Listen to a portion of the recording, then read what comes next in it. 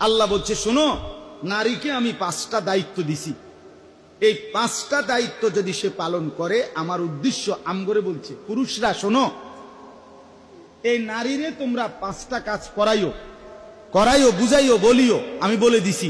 আল্লাহ বলছে তোমরা খেয়াল রাখো শুধু। ফলে কি হবে? এতে করে আমি আল্লাহ ওয়াদা দিলাম, এই নারীর মাধ্যমে তোমাদের ঘর সমস্ত অশ্লীলতা, গুনাহ, নাপাকি থেকে একদম পবিত্র করে দেব। তোমরা শুধু খেয়াল রাখো, আমি যে 5টা বলছি নারী যেন সেগুলা পালন করে। কি? 1 নাম্বার, ওয়াকারনা ফি বুয়ুতিকুন্না। আল্লাহ বলছে, হে নারীগণ, তোমাদের প্রথম পরিচয়, প্রথম ডিউটি, তোমাদের জিন্দেগির মূল কর্মস্থল, তোমরা তোমাদের ঘরে অবস্থান করো। এখান থেকেই বাকি কিছু পর্দা মেনে ঠিক করবা। ডাক্তার দেখাইতে হবে, স্বামীর বাড়ি যাইতে হবে, বাবার বাড়ি যাইতে হবে, হজে যাইবা, একান্ত কোনো প্রয়োজনে দুনিয়ার যে কোনো কাজে বের হইবা, ঠিক আছে, বের হইও, দিন মাইনা, পর্দা মাইনা। তবে তুমি এটা মনে রাখো, তোমার মূল ঠিকানা, তোমার মূল কর্মস্থল, জিন্দিগির রাত্র দিন, তোমার মূল অবস্থান তোমার ঘর। তোমার ঘর। পুরুষকে বলছে তোমার মূল কর্মস্থল বাহির। ফান্তাশিরু ফিল আরদ, জমিনে ছড়িয়ে পড়ো। আর নারীকে বলছে ওয়াকারনা ফি বুয়ুতিকুন্না, ঘরে অবস্থান করো। এখান থেকে যখন যেটা প্রয়োজন, শরীয়ত মাইনা, শরীয়তের হুকুম মাইনা, পর্দা মাইনা, এরপরে বাইরে হবে। কিন্তু নারীর মূল অবস্থান স্থল কোথায়? 2 নাম্বার, ওয়ালা তাবাররাজনা তাবাররুজাল জাহিলিয়াতিল উলা।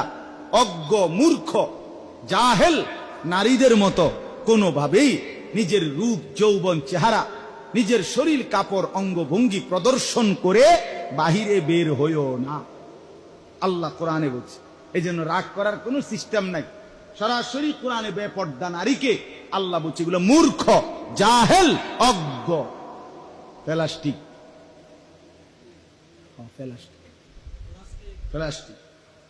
আল মারআতু আওরাতুন। নবীজি বলছে নারী বলে কাকে? যে নিজেকে ঢেকে রাখে। এক শব্দ করি, আওরাত। নারী বলে কাকে? আড়ালে থাকে যে, লুকিয়ে থাকে যে, গোপন থাকে যে, নিজেকে পর্দায় আবৃত করে যে। অতএব যে পর্দায় থাকে না, পর্দায় থাকতে পছন্দ করে না, সে তো প্লাস্টিক ছাড়া আর কি থাকে। আল্লাহ আমাদেরকে মাফ করে দেন। 3 নাম্বার, ওয়া আকিমনাস সালাহ। আল্লাহ বলছেন নারী, মুসলিম রমণীগণ 5 ওয়াক্ত নামাজ পড়ো, 5 ওয়াক্ত নামাজ আদায় করো। 4 নাম্বার, ওয়া আতিনাজ যাকাত।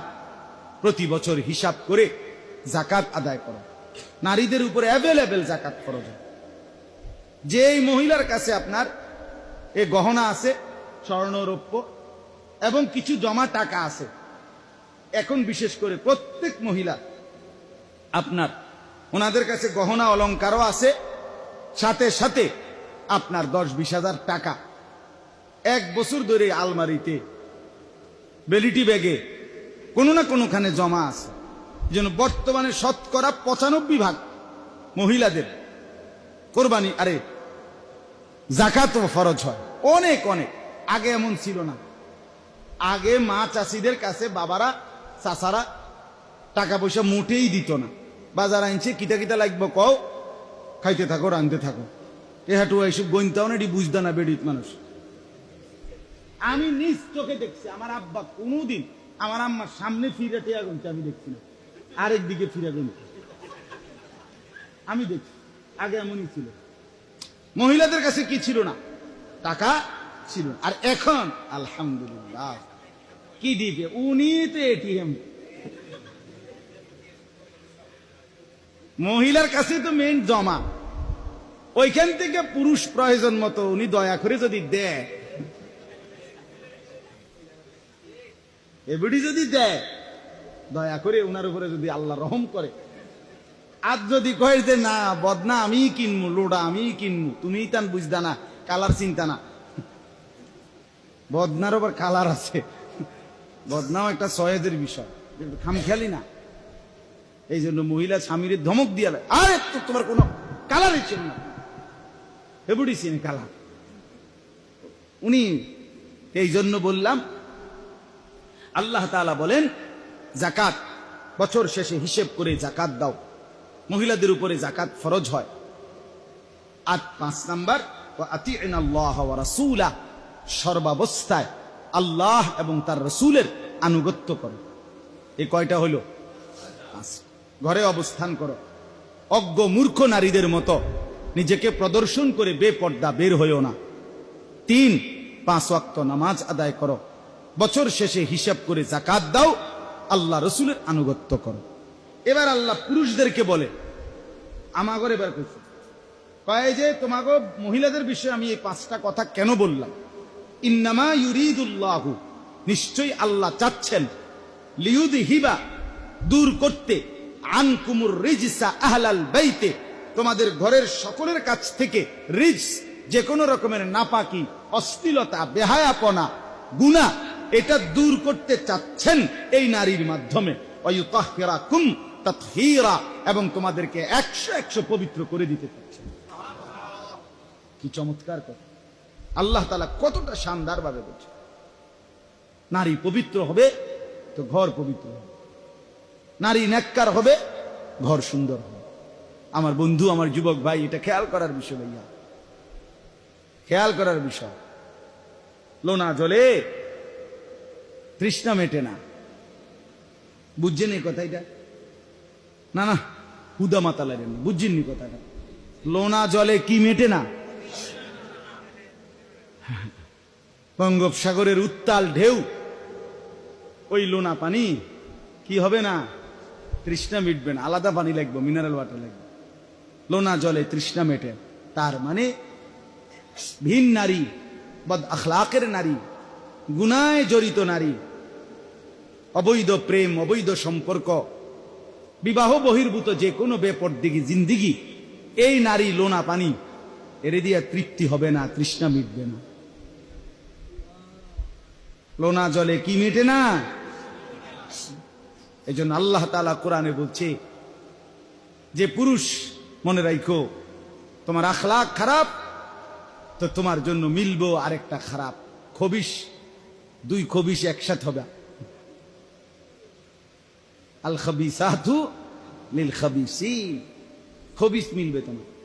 নবীজি বলছে ফজরের নামাজ যে পড়ে না সে খবিশ, হাদিসে তো মিলবে এরকম আরেক খবিশ,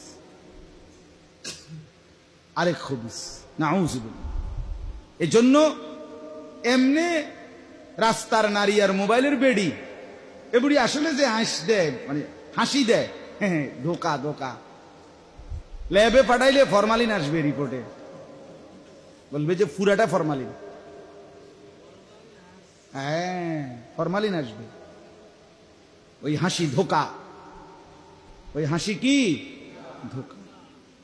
বেপর্দা নারীর হাসি ধোকা, বেহায়া নারীর হাসি ধোকা। এজন্য যুবক ভাইয়া, লা তাগতার, প্রতারিত হইও না, প্রতারিত হইও।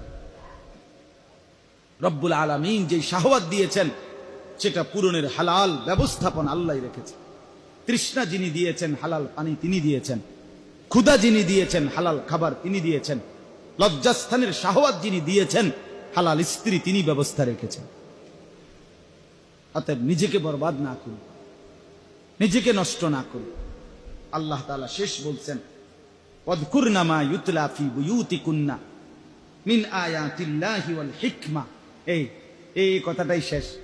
আল্লাহ বলছে, হে নারীগণ, নারীদেরকে বলছে, তোমরা পড়ো তোমাদের ঘরে 2 জিনিস, 1 আল্লাহর কোরআন, 2 ওয়াল হিকমা, রাসূলের সুন্নাহ।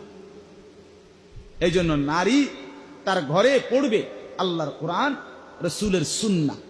এই জন্যই আমাদের এই মহিলা মাদ্রাসাগুলোতে 8 বছর, 9 বছর, 6 বছর, 10 বছর লাগায়া ছোট্টবেলার থেকে নারীকে আল্লাহর কোরআন এবং রাসূলের সুন্নাহ হাদিসের কিতাব সহ পড়িয়ে তাকে তার কলিজার ভিতরে আখিরাত পর্দা মিলায়। আমি সেদিন একজনকে বুঝাইছি একটা বিষয় নিয়ে আর কি। মনে করেন সে একজন পর্দানশীল নারী বিয়ে করছে, কিন্তু আচরণগত তার, মানে তার আচরণের মধ্যে একটু ত্রুটি, যে চেতাচেতি করে, খসর খসর করে, ভালো কথা, কিন্তু সে অনেকটা অভিযোগ দিছে আমার কাছে। কিন্তু আমি বললাম ভাইয়া তুমি আগে দুইটা কথায় আসো। একটা হলো তার কথাবার্তা মনে করো একটু উগ্র, কিন্তু সে নামাজের ব্যাপারে 5 ওয়াক্ত নামাজ এটা কখনো ছাড়েনি। তোমার জানা মতো এই পর্যন্ত বিবাহ হয়েছে তো কয় না হুজুর এই ব্যাপারে আমি কোনোদিন বলতে হয় না। আমি বলে পর্দা আমাদের এই যে মূল শরে এই পর্দা যেটা এটা করেনি, কয় এই ব্যাপারে আমি 100 আমি বলে এইটাই আমগো মহিলা মাদ্রাসার বড় যে এইটা কমপক্ষে 5 ওয়াক্ত নামাজ, তার চরিত্র, তার পর্দা আখলাক, এই ব্যাপারে তাকে আর তুমি বলতে হবে না ইনশাআল্লাহ। সে নিজের থেকেই এটা সত্যাগতভাবে করবে। আর উত্তম আখলাকের জন্য তার কথাবার্তা, তার সাথে মিল মহব্বত ভালোভাবে হওয়ার জন্য প্রতিনিয়ত আল্লাহর কাছে তুমি আমি দোয়া করতে থাকি। দোয়া করো, ইনশাআল্লাহ আল্লাহ চাইলে বদলায় দিবে। কিন্তু অসংখ্য পুরুষ তো, আমার একজন ঘনিষ্ঠ মানুষ আছে যে আমার কলিজার চাইতে বেশি মহব্বত করে, আমার খুব আপনজন।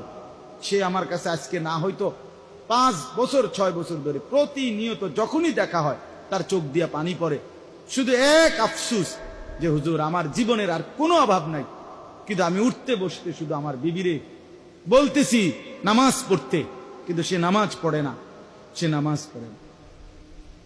আমার জীবনের এটাই বড় আফসোস। তাইলে যে স্ত্রী নামাজ পড়ে না, পর্দা করে না, বিশ্বাস করেন তাকে এই বিষয়ে অভ্যস্ত করা অনেক কঠিন ব্যাপার, অনেক কঠিন ব্যাপার। এই জন্য দয়া করে আল্লাহ তাআলা কোরআনে বলছে নারী, তার জন্য এমন সবকের ব্যবস্থা করা উচিত, এমন পড়ার ব্যবস্থা করা উচিত যেন আল্লাহর কোরআন রাসূলের সুন্নাহ সে পড়তে পারে।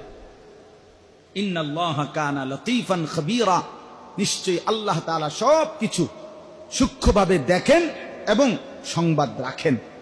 অর্থাৎ আপনি আপনার স্ত্রী, আপনার কন্যা, তার ব্যাপারে আপনি কি আচরণ করছেন সত্যিকার ভাবে তাকে দিন শিখাবার জন্য, এটা আল্লাহ দেখছেন, খবর রাখছেন। অতএব আজকে 2 বিষয়ে আমি কথা বললাম। একটা বিষয় হলো আমরা প্রত্যেকে, এই যুবক ভাই আপনারাও, বাবারাও, সবাই নিজ নিজ বোন, স্ত্রী, কন্যা, কারো আজ হোক কারো ভবিষ্যতে হবে, প্রত্যেকেই এ কথা নিশ্চিত যে বর্তমান সময়ের এই প্রেক্ষাপটে আমাদের জন্য এটা আরো বেশি জরুরি। আমাদের কন্যা, বোন, স্ত্রী, মা সবাইকে চরিত্রবান, নেককার, পর্দানশীল, নামাজি, কোরআন পড়নেওয়ালা বানাবার জন্য দ্বীনি মাদ্রাসা, দ্বীনি মজলিস এবং দ্বীনি পরিবেশে রাখার, আনার ব্যবস্থা করার কোনো বিকল্প নেই। আল্লাহ আমাদেরকে তৌফিক দান করে।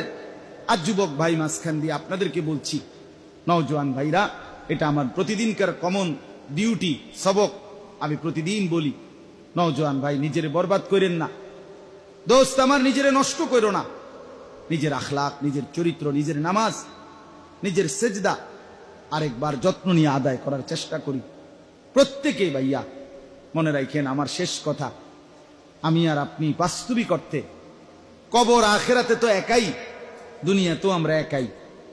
আমি যখন অসুস্থ হই, আমার সাথে আমার বন্ধুরা অসুস্থ হয় না, আমি একাই। আমি যখন অ্যাক্সিডেন্ট করি, আমার সাথে আমার বন্ধুরা অ্যাক্সিডেন্ট করে না, আমি একাই। ভেবে দেখুন, 2021 সালে আমার পাও ভাঙ্গা গেছিল মোটর সাইকেলে, একদম ভাঙ্গে গেছে পা। আমার বন্ধুর মোটর সাইকেলে আমি পিছনে বসা ছিলাম, আমি চালাইছি না, আমি চালাইতে পারিও না, কিন্তু ওর কিচ্ছু হয় নাই, একটা সুতা কিছু হয় নাই, কিন্তু আমার পাও ভাঙ্গে গেছে। আমি একাই। দুনিয়া এক স্বার্থপর দুনিয়া। সামনের সিএনজি 3 জন মারা গেল, পিছনের সিএনজি থামে না, পাশে দিয়ে জায়গা। সামনের গাড়ি অ্যাক্সিডেন্ট করে পড়ে থাকলো, পিছনের গাড়িগুলো পাশ দিয়ে চলে যায়, কেউ থামে না। স্বার্থপর এই দুনিয়ায় কেউ থামে না, কেউ কাউরে মনে রাখে না রে বাপ, কেউ মনে রাখে। তুমি মরলে, আমি মরলে, এরপরেও সেদিন সূর্য উঠবে, চাঁদ উঠবে, পৃথিবীর আলো, বাতাস, রোদ, বৃষ্টি, এই ব্যস্ত কোলাহলের দুনিয়া কিচ্ছু থামবে না, শুধু আমি থাকবো না, শুধু আমি থাকবো না। দোস্ত আমার, বন্ধু আমার, এটাই বাস্তবতা। কিচ্ছু থামবে না, সব চলমান থাকবে, শুধু আমি নাই। আমার আপনার মৃত্যুর পরে যদি পৃথিবী চাঁদের দেশেও চলে যায়, আমার কি? আমি তো নাই। আধুনিকতার পৃথিবী যদি একবারে চন্দ্র দেশে চলে যায়, সৌরজগৎ পার হয়ে যায়, হবে কি আমার? আমি তো মরে গেলাম। এই জন্য দয়া করে প্রত্যেকেই নিজের উপরে কদর করেন, নিজের হায়াতের কদর করেন, জিন্দিগির কদর করেন। আল্লাহ তাআলা আমাদের সবাইকে তৌফিক দান করেন। এই মাদ্রাসা আল্লাহ তাআলা কবুল করে নেন। এই ফিকির, এই মেহনত আল্লাহ তাআলা বরকত দান করেন। আগামী দিনও ইনশাআল্লাহ আল্লাহ তাআলা যেন এমন মজলিস আরো করবার তৌফিক দান করে। আমিন।